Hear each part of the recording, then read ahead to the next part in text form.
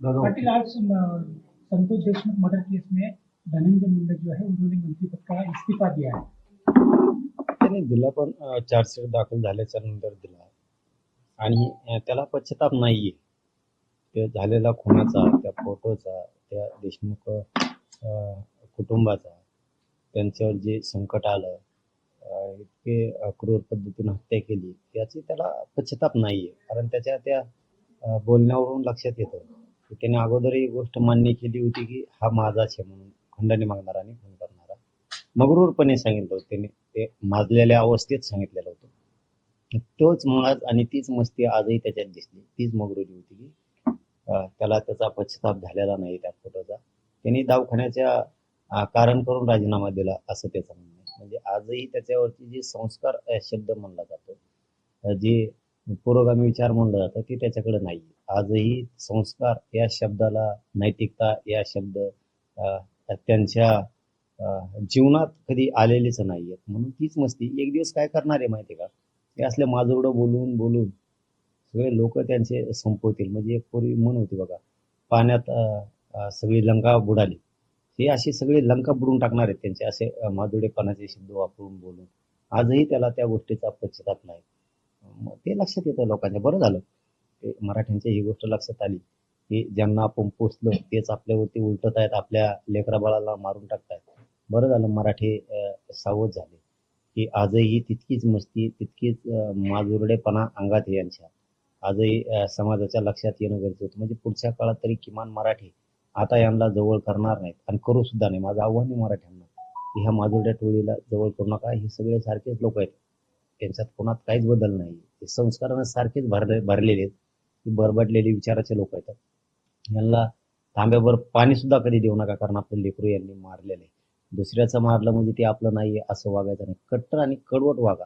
इथून पुढे मराठ्यांनी जशाच तसं उत्तर द्यायचं शिका. यांना अजिबात कोणाला दबून राहायची गरज नाही, भ्यायची पण गरज नाही. यांचा माज आपल्याला उतरावा लागणार आहे. आप घर को गए थे उनके सुबह, परिवार से मिले, क्या लगता है आपको परिवार पे कैसा संकट दिख रहा है ये फोटो तस्वीर देखे बाद?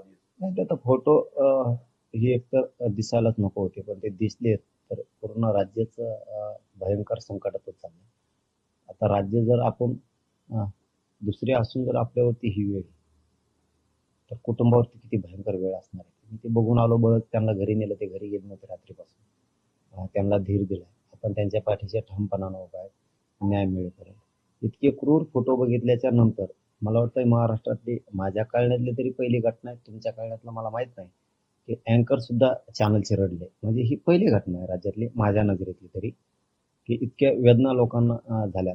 पण ह्या धनंजय मुंडेला मात्र त्याचं काही सोयीसुतक नाही, वाईट वाटलं नाही. किंवा आजही त्या खुनाचा आनंदच व्यक्त करतोय. अशा स्वरूपाचं आज त्याचे त्याने जे ट्विट केलं ते त्या स्वरूपाचं होतं की त्याला आजही माझे आनंद आहे, किंवा मस्तीत जगतोय आज सुद्धा, त्याला काही पश्चाताप वाटत नाही. संस्कारहीन लोक आहेत, त्यामुळे यांचा बंदोबस्त करावा लागणार आहे. आणि पुढच्या काळात आता लोकांनी सावध राहिलं पाहिजे. यांना अजिबात पोचलं नाही पाहिजे, मोठं केलं नाही पाहिजे. कारण हे उलटणारे लोक आहेत. आपल्या घरातलं लेकरू मारलं असतं तर आपल्याला किती त्रास झाला असता. मग संतोष भाई सुद्धा आपलंच लेकरू आहे. इतक्या क्रूर पद्धतीने, मगरूर पद्धतीने हे वागणार असले तर इथून पुढे यांची वाट बंद. क्या लगता है आपको कि इस घटना को लेकर पूरा 3 महीने हो चुके हैं, उसके बाद में जो फोटो वायरल हुए उसके बाद में सीएम और डिप्टी सीएम के दबाव के नीचे उन्होंने इस्तीफा दिया? कोणत्या मंत्र्याच्या कोणाच्या दबावावर नाही, काय नाही. शेवटी प्रत्येक वेळेस जनतेलाच उठाव करावा लागला. रात्रीपासून हे वातावरण उचललं म्हणून आज राजीनामा झाला. पाठीमागही आंदोलन करावं लागलं, त्यावेळेस 302 मोका लागला. त्याच्या पाठीमागं आपण आणखीन गेलो तर 302चा गुन्हा दाखल होत नव्हता. 2-3 दिवस मॅटर दाबून टाकलेलं होतं, खून पचवायचा होता. आपण तिथं बसलो सगळे समाज आणि तो गुन्हा दाखल झाला. त्याच्या आणखीन थोडं पाठीमागे गेलं तर ही नियोजित कट होता पोलिसांचा आणि त्या खंडणीखोरांचा. ही नियोजित कट होता खून करण्याचा.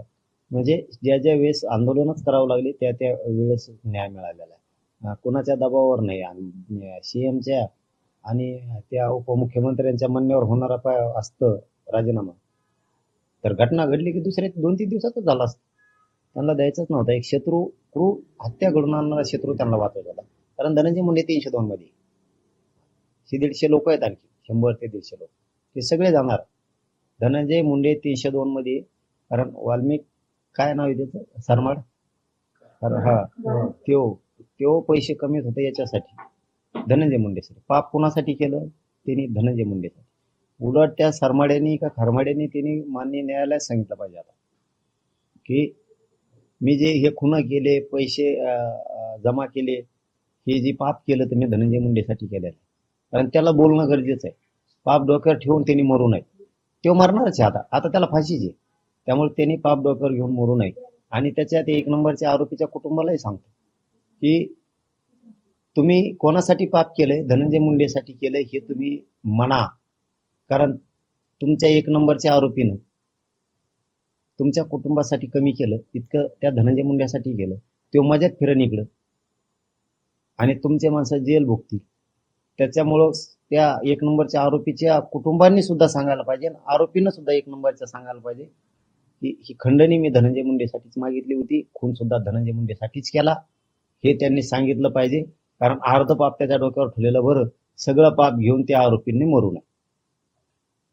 आज सदन चल रहा, उसके अंदर औरंगजेब को लेके इशू कर रहे, ये इतना बड़ी घटना हो के महाराष्ट्र के नेता पूरे लोगों की दिशा भी भूल कर रहे हैं और सदन में भी हंगामा जो चल रहा है उसको क्या करेंगे? नाही मी पहिल्यांदाच प्रकार सांगितलं होतं ना, आता प्रकार सांगतो. आपण कधी बदलत नसतो शब्द.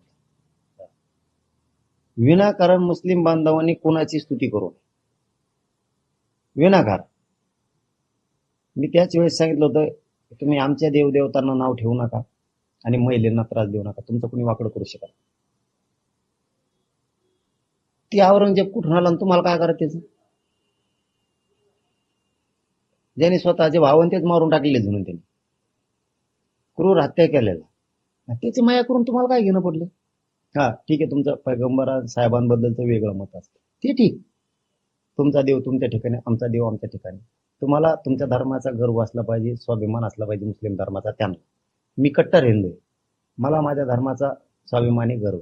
मी मौलाना सुद्धा त्यावेळेस सांगितलं होतं, आजही माझे तेच शब्द आहे. कारण तुम्ही 2-3 गोष्टीपासून लांब जा ना, काय करू शकत नाही तुमचं कोणी, कोण काय करतं ते आम्ही बघू. पण तुम्ही नाही त्या ठिकाणी हात विनाकारण घातला नाही पाहिजे. ज्याला मानायची गरज नाही त्याला मानायचं. त्या औरंगजेबाचा यांचा काय समज, कशाला त्याला मानतो? म्हणजे निवडून येतो महाराष्ट्रात, आला उत्तर प्रदेश येतो, स्तुती करतो औरंगजेबची. बधीर डोक्याचं काही घेणं आहे का? हा, तुम्ही मस्जिदीबद्दल बोलताय, ती आदरस्थानी आहे. कुराणाबद्दल बोलताय, आदरस्थानी आहे. कोणाच्या धर्माचा ज्याला त्याला गर्व असतो. आमच्या धर्माचा आम्हाला गर्व आहे, तुमच्या धर्माचा तुम्हाला असला पाहिजे. कुकडं तिसरीकडेच फांद्या फोडल्यावर कसं काय सुट्टी देईल कोण? औरंगजेब स्तुती करण्यासारखं कामच नाही. त्याने आमचा राजा मारला, त्याची स्तुती करायची काय गरज आहे? कुराणला तर मान्य नाही हिंसा करणं. आणि मग आता तो हिंसक आहे, तो कत्ली करीत होता, मंदिरं पाडीत होता. छत्रपती शिवरायांनी कुठं मस्जिद पाडली? आम्हाला छत्रपती शिवरायांचं हिंदुत्व मान्य पहिल्यापासून सांगतो. त्यांच्याही सैन्यात मुस्लिम होते, सगळे 18 पगड जातीचे लोक होते, ते हिंदुत्व आम्हाला मान्य. छत्रपतींना जे मान्य हिंदुत्व ते आम्हाला मान्य. पण ह्या काही मुस्लिमांनी विनाकारण ते काही रुचकून देतात आणि मग इकडचे हिंदू काही सुरू करते. संधी दिली नाही पाहिजे बोलायला. ज्या ठिकाणी वाद होईल ते ठिकाणी शब्द मुस्लिम बांधवांनी सुद्धा उच्चारले नाही पाहिजे. आणि जर नाही उच्चारले तर त्यांचं कोणी काही करू शकत, कोणा तेवढी टप्पर बी. ते चुकीचं पाऊल उचलणार, मग त्यांच्या बाजून कोणी बोलू शकत नाही. नाही, ते द्यायला पाहिजे. आणि मग द्यायला पाहिजे, ते 302 मध्ये जायला पाहिजे. 302 मध्ये आरोपी व्हायला पाहिजे. सांगितलं ना आताच्या प्रेसमध्ये.